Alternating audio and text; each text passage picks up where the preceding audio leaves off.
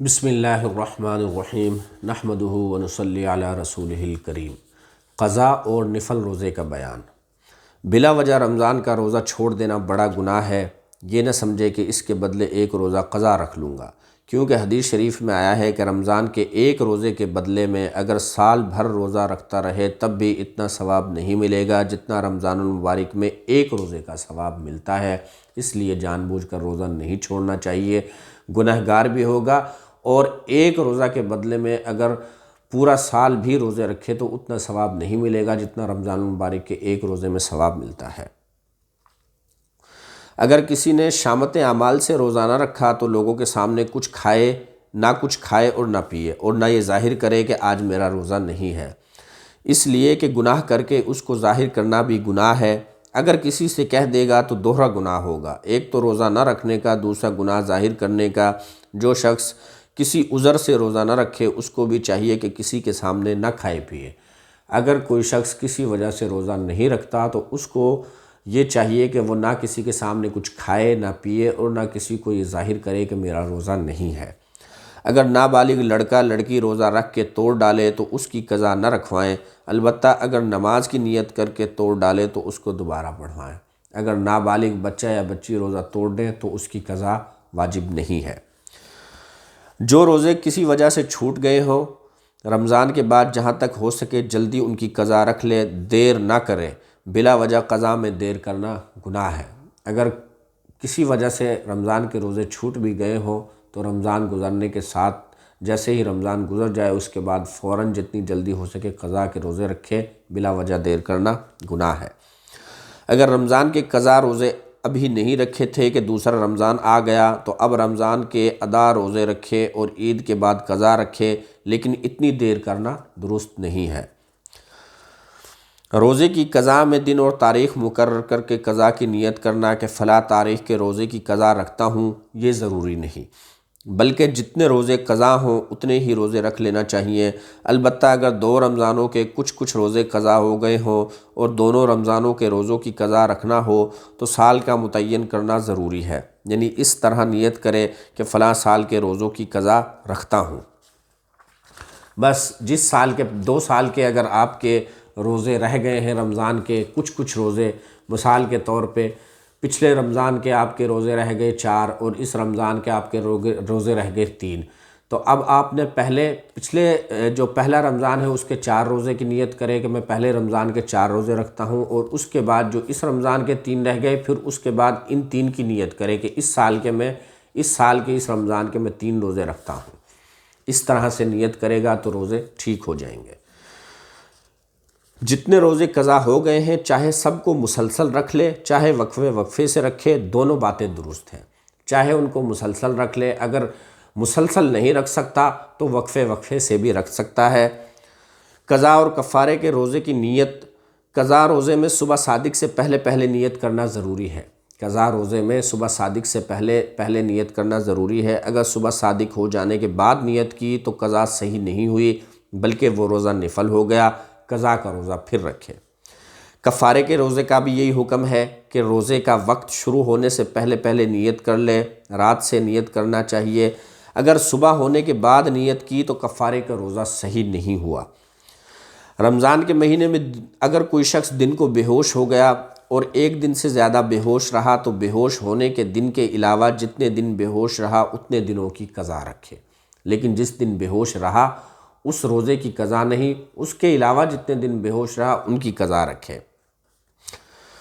اگر رات کو بے ہوش ہوا تو اگلے دن کی قضا واجب نہیں ہے۔ اگر رات کو بے ہوش ہوا تو اگلے دن کی قضا واجب نہیں، اس کے بعد باقی جتنے دن بے ہوش رہا سب کی قضا واجب ہے۔ البتہ اس رات کو صبح کا روزہ رکھنے کی نیت نہیں تھی یا صبح کو کوئی دوا حلق میں ڈالی گئی تو اس دن کے روزے کی قضا بھی رکھے۔ اگر پورے رمضان میں بے ہوش رہا تب بھی قضا رکھنا چاہیے، یہ نہ سمجھے کہ روزے معاف ہو گئے ہیں۔ اگر کوئی شخص پاگل ہو گیا اور پورے رمضان میں مکمل پاگل رہا تو اس رمضان کے کسی روزے کی قضا واجب نہیں ہے۔ اگر پورے رمضان ہی ایک شخص پاگل رہا تو اسے اس رمضان کے روزے کی قضا واجب نہیں، اور اگر رمضان شریف کے مہینے میں کسی دن پاگل پن سے افاقہ ہوا اور عقل ٹھکانے آ گئی تو اب سے روزے رکھنا شروع کرے اور جتنے روزے پاگل پن کی حالت میں چھوڑے گئے تھے ان کی قضا بھی رکھے، اب ان کی قضا اس پر واجب ہوگی۔ نفل روزے کی نیت اس طرح کرے کہ میں نفل کا روزہ رکھتا ہوں تو بھی صحیح ہے، اور اگر صرف اتنی نیت کرے کہ میں روزہ رکھتا ہوں تب بھی صحیح ہے، بس نیت کر لے تو وہ روزہ ٹھیک ہو جائے گا۔ دوپہر سے 1 گھنٹہ پہلے تک نفل کی نیت کر لینا درست ہے، دوپہر سے 1 گھنٹہ پہلے تک نفل کی نیت کر لینا درست ہے۔ تو اگر 10 بجے دن تک مثلاً روزہ رکھنے کا ارادہ نہیں تھا لیکن ابھی کچھ کھایا پیا نہیں، پھر خیال آ گیا اور روزہ کی نیت کر لی تو بھی درست ہے۔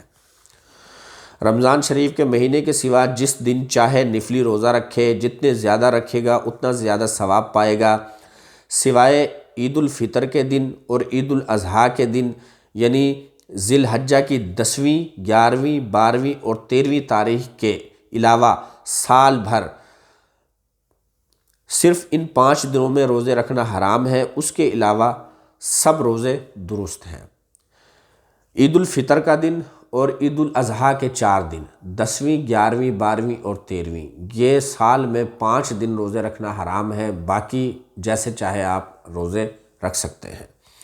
اگر کوئی شخص عید کے دن روزہ رکھنے کی منت مانے تب بھی اس دن کا روزہ درست نہیں، اس کے بدلے کسی اور دن رکھ لے۔ اگر کسی نے یہ منت مانی کہ میں پورے سال کے روزے رکھوں گا، سال میں کسی دن کا روزہ بھی نہیں چھوڑوں گا، تب بھی یہ 5 روزے نہ رکھے، باقی سب رکھ لے، پھر ان 5 روزوں کی قضا رکھ لے۔ کسی نے عید کے دن نفل روزہ رکھ لیا اور نیت کر لی تب بھی توڑ دے، اس کی قضا رکھنا بھی واجب نہیں ہے۔ عید کے دن تو کسی صورت کسی حال میں بھی روزہ جائز نہیں ہے۔ نفلی روزہ نیت کر کے شروع کرنے سے واجب ہو جاتا ہے، پس اگر کسی نے رات کو نفلی روزے کی نیت کی اور پھر اس کو طلوع فجر کے بعد توڑ دیا تو اس کی قضا واجب ہے۔ کسی نے رات کو ارادہ کیا کہ میں کل روزہ رکھوں گا لیکن پھر صبح صادق ہونے سے پہلے ارادہ بدل گیا اور روزہ نہیں رکھا تو قضا واجب نہیں ہے۔ عورت کے لیے شوہر کی اجازت کے بغیر نفل روزہ رکھنا درست نہیں ہے۔ عورت نے اگر نفل روزہ رکھنا ہے تو پہلے وہ اپنی شوہر سے اجازت لے، اگر اس نے اپنی شوہر کی اجازت کے بغیر نفل روزہ رکھ لیا تو اس کے توڑوانے سے توڑ دینا درست ہے۔ اگر اس نے اپنی شوہر کی اجازت کے بغیر رکھا اور شوہر کہے کہ روزہ توڑ دو تو نفلی روزہ توڑ دینا درست ہے، پھر جب شوہر اجازت دے تو پھر روزہ رکھ لے، پھر جب وہ اجازت دے تو پھر روزہ رکھ لے، اور جو روزہ توڑا ہے اس کی قضا وہ بھی رکھ لے۔ دعوت میں نہ کھانے سے یہ خدشہ ہو کہ میزبان کی دل شکنی ہوگی تو اس کی خاطر نفلی روزہ توڑ دینا درست ہے۔ اسی طرح مہمان کی خاطر میزبان کا روزہ توڑ دینا بھی درست ہے، البتہ بعد میں قضا رکھنا ضروری ہے۔ محرم کی 10ویں تاریخ کو روزہ رکھنا مستحب ہے۔ حدیث شریف میں آیا ہے کہ جو شخص یہ روزہ رکھے اس کے گزرے ہوئے 1 سال کے گناہ معاف ہو جاتے ہیں۔ اس دن کے ساتھ 9ویں یا 11ویں تاریخ کا روزہ رکھنا بھی مستحب ہے، صرف 10ویں کا روزہ رکھنا مکروہ ہے۔ اسی طرح ذو الحجہ کی 9ویں تاریخ کے روزے کا بھی بڑا اجر و ثواب ہے، اس سے 1 سال کے اگلے اور 1 سال کے پچھلے گناہ معاف ہو جاتے ہیں، اور اگر یکم ذی الحجہ سے 9ویں تک مسلسل روزے رکھے تو بہت ہی بہتر ہے۔ اگر ہر مہینے کی 13ویں، 14ویں اور 15ویں 3 دن روزہ رکھ لیا کرے تو گویا اس نے سال بھر برابر روزے رکھے۔ حضور صلی اللہ علیہ وسلم یہ 3 روزے رکھا کرتے تھے، ایسے ہی ہر پیر اور جمعرات کے دن بھی روزہ رکھا کرتے تھے۔ اگر کوئی ہمت کر کے رکھ لے تو ان کا بھی بہت زیادہ ثواب ہے۔ تو جیسا کہ نفل روزے کا بہت زیادہ ثواب ہے، اور جو ہے سال میں 5 دن کے علاوہ جب چاہے آپ نفلی روزہ رکھ سکتے ہیں، اور اللہ پاک اس کا جو ہے بہت ہی اجر و ثواب جو ہے انسان کو عطا فرماتے ہیں۔